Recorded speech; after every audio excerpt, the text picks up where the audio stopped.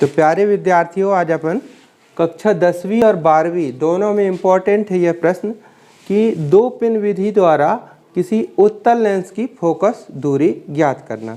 तो सबसे पहले इसके लिए अपन को क्या करना पड़ेगा, आवश्यक उपकरण जाने लेते हैं कि इसमें कौन कौन से आवश्यक उपकरण हैं। यहाँ पर आवश्यक उपकरण में हमें उत्तल लेंस की आवश्यकता पड़ेगी, प्रकाशिक बेंच की और दो पिन और एक रीडिंग लेंस की।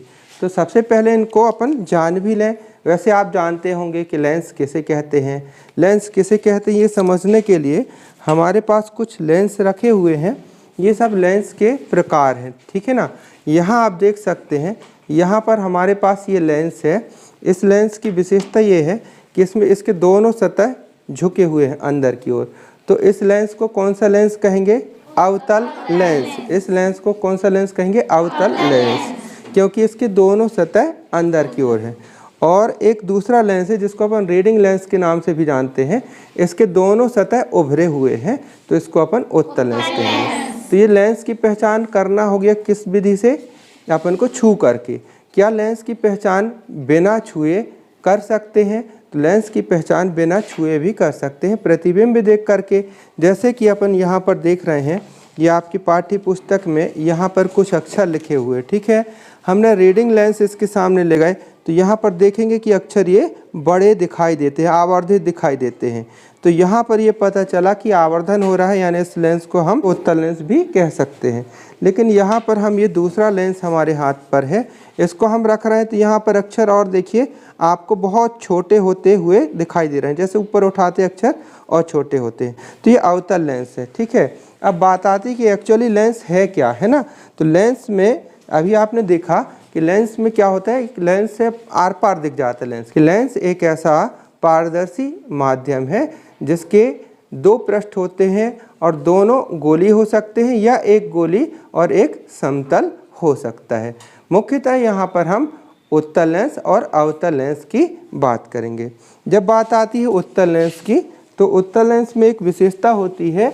यहाँ पर देखें, जैसे हमने उत्तल लेंस ले लिए, उत्तल लेंस के मुख्य अक्ष के समांतर अगर प्रकाश की किरणें चलाई जाएं तो ये किरण क्या हो जाएगी, ये किसी बिंदु पर फोकसित हो जाएंगी, इकट्ठी हो जाएंगी। इसलिए इस लेंस का एक और नाम होता है अभिसारी लेंस। अभिसारी लेंस भी इसको कहते हैं। और जहाँ पर ये फोकसित होती है, मुख्य अक्ष के समांतर आने वाली किरणें मिलती हैं, उस बिंदु को हम कहेंगे फोकस बिंदु, ठीक है।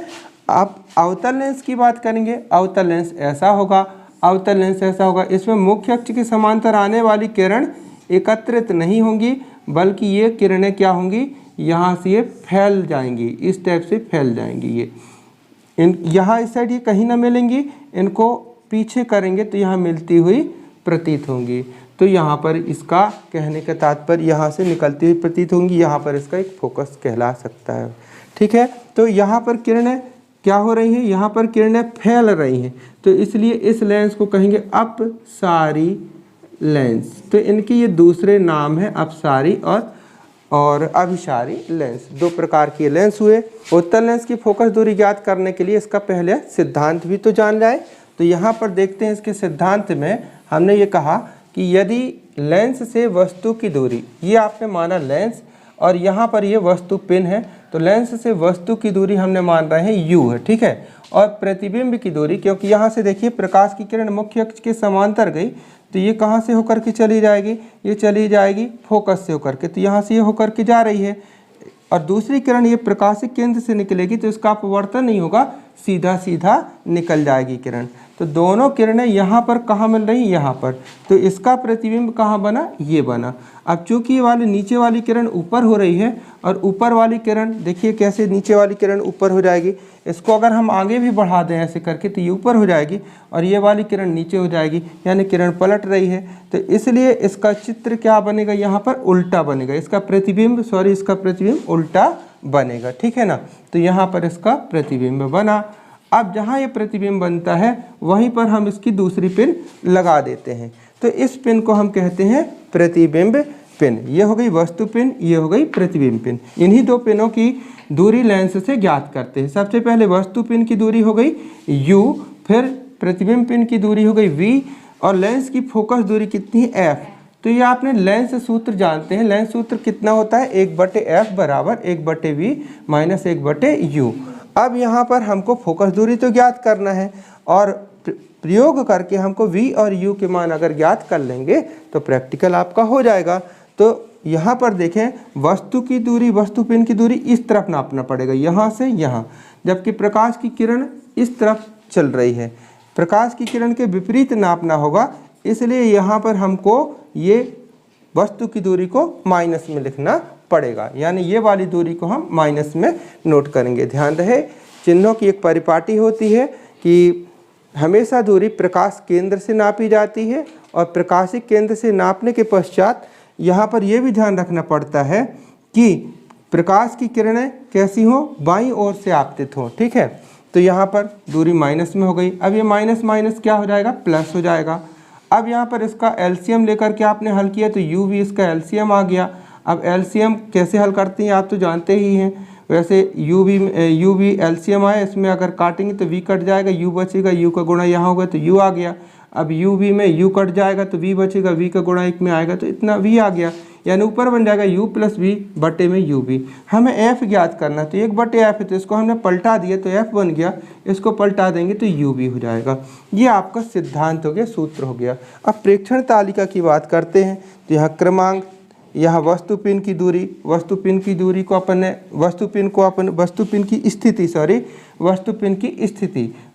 की स्थिति को कैसे दर्शाया गया, O से। लेंस की स्थिति को कैसे दर्शाया गया, L से दर्शाया गया। प्रतिबिंब पिन की स्थिति को कैसे दर्शाया गया, I से दर्शाया गया। यहाँ एक उदाहरण समझाने के लिए मैं बताऊं कि जैसे यहाँ पर ये 20 सेंटीमीटर लिखा है, यहाँ पर लिखा है 50 सेंटीमीटर और यहाँ पर लिखा है 80 सेंटीमीटर। अब आपसे हम पूछें कि बताइए कि लेंस से वस्तु की दूरी कितनी है, तो कितनी बताएंगे आप, 30, क्योंकि 50 माइनस 30। तो इसी सिद्धांत पर यहाँ पर हमने निकाला। देखिए, लेंस से वस्तु की दूरी L माइनस O, L मतलब लेंस की स्थिति, O मतलब वस्तु की स्थिति, ये आ जाएगा। अब इसके बाद हम कहें कि प्रतिबिंब की दूरी लेंस से कितनी होगी, तो कैसे निकालेंगे, 80 में किसको घटाएंगे, 50 को। तो 80 में 50 को घटा देंगे, यानी I में L को घटा देंगे, तो ये हो जाएगी काय की स्थिति आ जाएगी, लेंस से प्रतिबिंब की इस दूरी। ठीक है, अब यहाँ पर प्रयोग करने के पहले अब चलते हैं उपकरण के बारे में जाने लेते हैं। तो ये देख रहे हैं विद्यार्थी, ये है प्रकाशिक बेंच, ठीक है ना। और यहाँ पर आप देखें, ये सेंटर में यहाँ पर ये लेंस लगा हुआ है और ये कहला रही है यहाँ पर आपको ये प्रतिबिंब पिन है, क्योंकि इस साइड से अपन देखेंगे तो ये प्रतिबिंब पिन हो जाएगी और ये है वस्तु पिन, ठीक है ना, क्योंकि इसका प्रतिबिंब हमको लेंस के यहाँ से देखना है। तो ये हो गई आपकी वस्तु पिन, बीच में हो गया लेंस और ये हो जाएगी प्रतिबिंब पिन। अब प्रकाशिक बेंच में देखें, प्रकाशिक बेंच में ये गौर करेंगे तो यहाँ देखें आप इस टाइप से ये क्या चिन्ह बने हुए हैं। यहाँ पर ये क्या है, सेंटीमीटर के चिन्ह, ठीक है। यहाँ पर हमको इसकी स्थिति निकालना होता है। जैसे हम इस पिन की स्थिति निकाल रहे हैं तो यहाँ देखिए बीच में एक कट लगा हुआ है और कट की स्थिति देखेंगे कि ये स्केल में जा कर के प्रकाशिक बेंच में कहाँ पर टच हो रही है। जैसे यहाँ पर टच हो रही तो हम इसकी स्थिति यहाँ से नोट कर लेंगे, ठीक है। ये हो जाएगी यहाँ पर किस पिन की स्थिति हो जाएगी, यहाँ पर ये हो जाएगी, बताइए आप किस पिन की स्थिति कहलाएगी। ये है वस्तु पिन, क्योंकि वस्तु को हम देखेंगे इस साइड से, तो ये बन जाएगी यहाँ पर, यहाँ जो बनेगी प्रतिबिंब पिन। तो वस्तु पिन की स्थिति नोट यहाँ से कर लेंगे, ठीक है। लेंस की स्थिति यहाँ से नोट कर लेंगे और यहाँ पर ये प्रतिबिंब पिन की नोट कर लेंगे।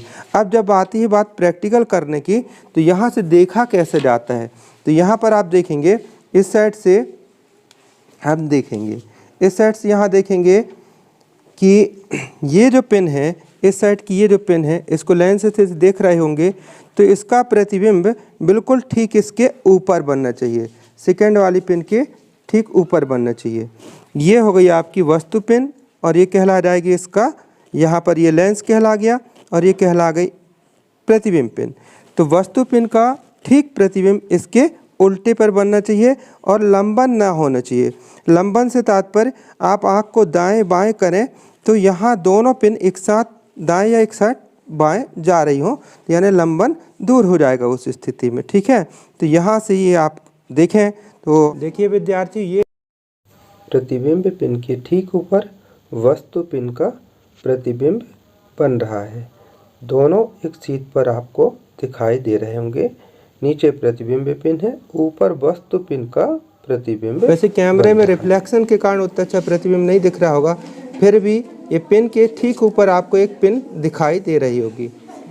तो इसके बाद अपन रीडिंग नोट करते हैं। विद्यार्थी ये देखते हैं अपन यहाँ पर पिन की स्थिति 20 और 20 के बाद ये देखते हैं यहाँ पर ये अगला एक खंड भी है, यानी 21 सेंटीमीटर।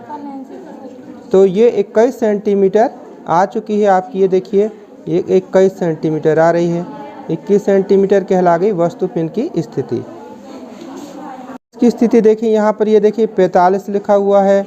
45 के बाद ये देखते हैं यहाँ पर ये 46, 45 के बाद ये 46, 47, ये 48।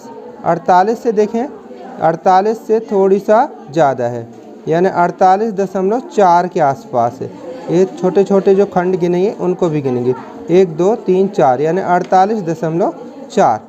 तो ये लेंस की स्थिति हो गई 48.4। तो इनको नोट करते जाते हैं, यहाँ देखा जाए तो वस्तु पिन की स्थिति पहले नंबर पे आ गई 21 सेंटीमीटर। लेंस की स्थिति आ गई 48.4 सेंटीमीटर।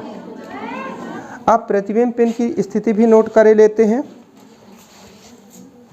तो प्रतिबिंब पिन ये देखते हैं यहाँ पर लिखा हुआ 65। 65 के बाद ये जो कट लाइन है इसको गिना करते हैं। यहाँ पर आपको ये दिख रही होगी कट लाइन, तो कट लाइन 65 के बाद ये 66।